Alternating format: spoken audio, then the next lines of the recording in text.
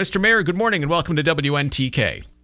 Thank you, Jim. Nice to be with you. Yeah, it's Jim and John here this morning on WNTK. John, how are you? I'm doing well.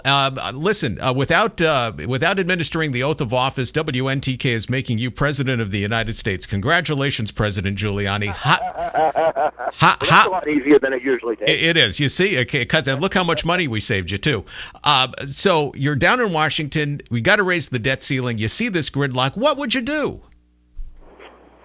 Well, I think I wouldn't walk out of the room and huff and puff and call people names. And I think the president has acted somewhat impetuously, probably because he recognizes the fact that this is all of his own making. The only reason we're going through this problem is because of the irresponsible stimulus program at $1 trillion that we didn't have to do in the first place and did us no good but make unemployment worse. The president spent $1 trillion and promised us it would reduce unemployment to 7%. Unemployment is at 9.1%. The $1 trillion is gone, and now we're in debt because of it. So Republicans and Democrats share the responsibility for maybe not working out a deal fast enough, but the problem is caused solely by President Obama and by his irresponsible actions. Mr. Mayor, what does the Republican Party have to do to get back in power? You just can't say, well, it's the economy, and that'll drive us into 1600 Pennsylvania Avenue. Republicans have to do the kinds of things that make this economy a growing economy, and we have a good roadmap for that. We have a good roadmap for that in Ronald Reagan, and we have a good roadmap for that with the kinds of things that some of the governors in this country are doing, whether it's Governor Walker in Wisconsin, or Governor Christie in New Jersey, or Governor Kasich in Ohio. I mean, they're doing the kinds of things that Barack Obama didn't do. They're cutting spending dramatically.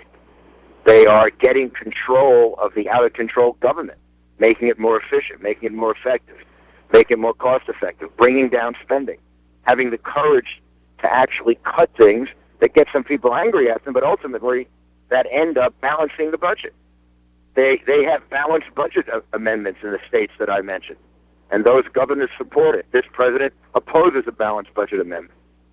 So Republicans are proving that Republican policies and programs work to straighten out economies, and the president has proven that his policies and programs have brought us the worst economy since the Depression.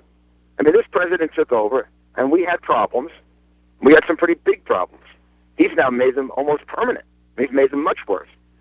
He's added the most debt of any president in history. The next Republican is going to have to do probably the most cutting that any president has done in history to get us under control. Former New York City Mayor Rudy Giuliani about to be at McKenna's in New London, joining us this morning on the WNTK Morning Show. So when are you going to make up your mind?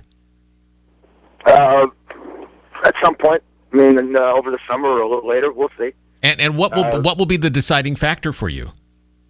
Whether I think I have a really good chance of getting the nomination and winning. I mean, that and a better chance than the people who are running. Is some of that financial? If you see what you have in No. Actually, none of it is. Last time I think I spent way too much time figuring out how to raise money. I raised a lot of it, $57-60 million. It really is all about what kind of chance you have. You think of winning primaries. There's way too much emphasis on the money, and much too little emphasis on the campaigning part of it. And that, the people who have won these nominations are very often not the people who have raised the most money. John McCain didn't raise the most money in 2007, 2008. Mitt Romney and I raised the most money, and he won the nomination because he campaigned a lot better. Mr. Mayor, you've been here in New Hampshire a few times. You shake hands and you look right in the eyes of the people of New Hampshire, our listeners at WNTK. What are they saying to you this time around? They're telling me that they're very disturbed about a lack of leadership in the country. They believe that another 4 years of Barack Obama will be a disaster, that he's already given us higher unemployment for a sustained period than any president since the Great Depression. And we can't stand any more of it. We can't stand any more of his trying to learn on the job how to be an executive. As mayor of New York City, you turned around a city that was on the ropes. You turned around a rampant crime problem in New York City to make it one of the safest cities in the world. Economy aside, if you become the president of the United States, you decide to run and you win the election, what else do you do to get the United States on its feet? Well, I think you make sure the United States leads throughout the world rather than follows. I think that you don't do the kinds of things the president did in Libya, which is to wait for the UN, the Arab League, and France to tell them what to do. You make a decision that makes sense in Libya. You make a decision that makes sense in Afghanistan. You don't fight a war with a time limit on how long the war is going to last. Otherwise, you're going to lose that war. I mean, the president made a fatal mistake in Afghanistan when he put in the 30,000 more troops and put a time limit on it. How do you fight a war with a time limit on it? I mean, I don't think people have focused on how crazy that is, how stupid it was. I mean, if we had fought the Second World War that way, we would have gotten out after 3 years. So you would have put the troops in with no time limit? Right. You know what the time limit is? When you win. That's the time limit. The time limit is when you achieve your objective. What's the objective in Afghanistan? The objective in Afghanistan is to destroy al-Qaeda and to neutralize the Taliban so they don't pose a threat to us in the United States. When we, in good conscience, can say that we have eliminated the threat to the United States in Afghanistan, emanating from Afghanistan, that after all brought us the attacks of September 11, 2001, then we should leave Afghanistan. And only then, not when the political pressure is so great and you start, our politicians start sweating and they have to pull out the troops. And as we approach the 10th anniversary of the September 11th attacks, is the United States any safer than it was on September 10th, 2001? The United States is safer than it was. There's no question about it. We've done both in the Bush and the Obama administrations. In this case, I think both of them get credit for, and particularly the Bush administration, for having initiated all of the things that have made us safe, including airport security, much better intelligence gathering. I think President Obama has never given President Bush enough credit for the intense interrogation methods that have led to enormous amounts of information that have stopped attacks on us. That also led to the capture of bin Laden. So, yes, we are safer, but we're certainly not safe enough. But that's not our fault so much as it is the nature of the threat that we face. And for that, we have to be constantly alert. And there are more things that we have to continue to do. We're looking at a new type of terrorism now, the homegrown terrorism, as we saw with the potential car bomb in Times Square and the capture of that, with the wonderful police work done by the New York City Police Department along with the FBI and a number of other agencies.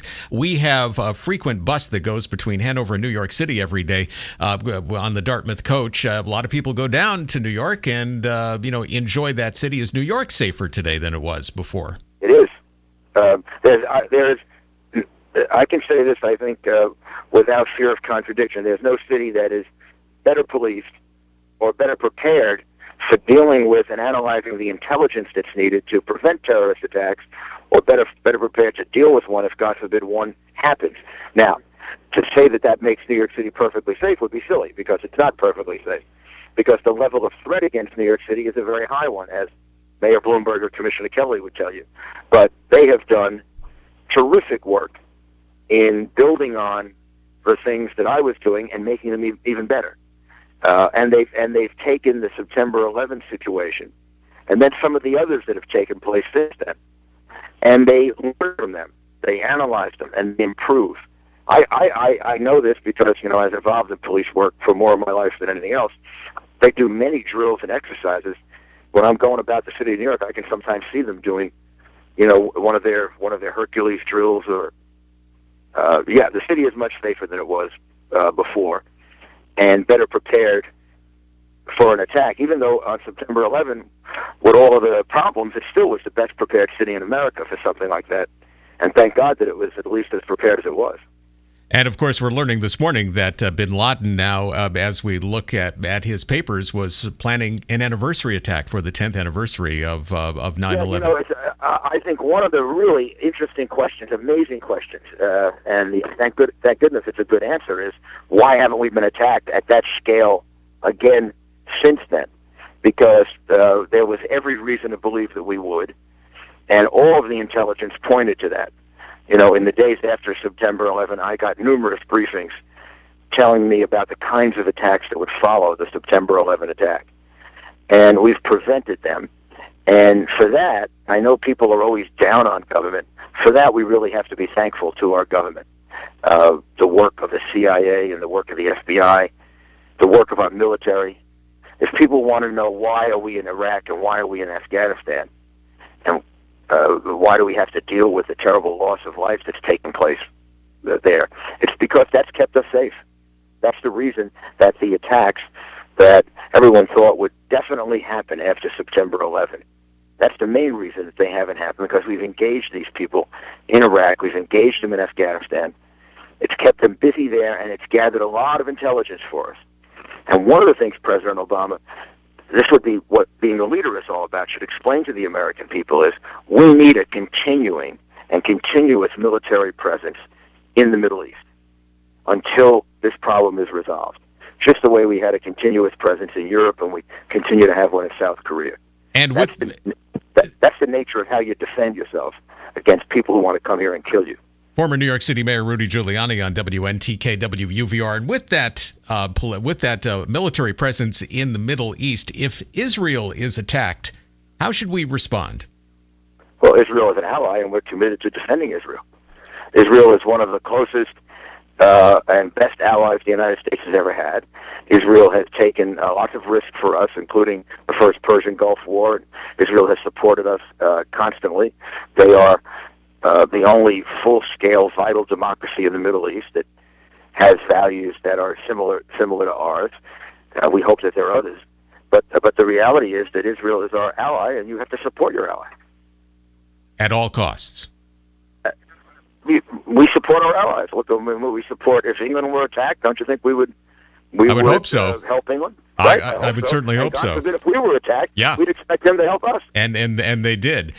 This is the first time, obviously, that we've had an opportunity to speak. And, we've watched you, especially post 9/11, thus the label America's Mayor. Were you ever scared at one point in time during that process, or with some of the news that you heard? You just mentioned that you were constantly briefed about potential attacks. Did it ever really scare you? I'm sure I was. You couldn't have gone through September 11 and not had times in which you thought you were going to die.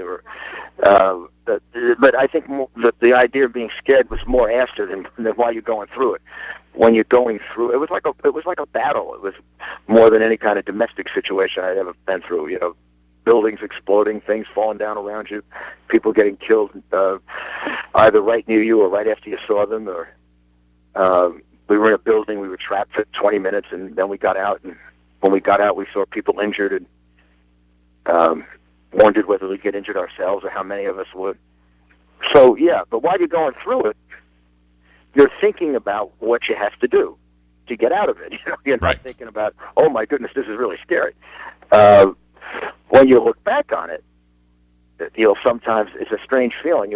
Like I look at things, documentaries and things about September 11, and sometimes I can't watch the whole thing.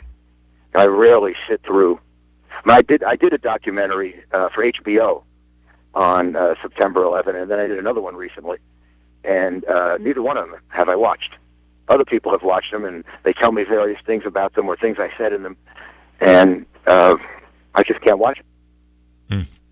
America's Mayor, Rudy Giuliani, we've taken up way too much of your time. He's headed over to McKenna's in New London right now. And we appreciate your... I'm right there. I'm just about ready to go in. Yeah, there you go. And you'll love the food. Mayor, thank you for your time. Thanks for being on WNTK. Take care. Bye-bye.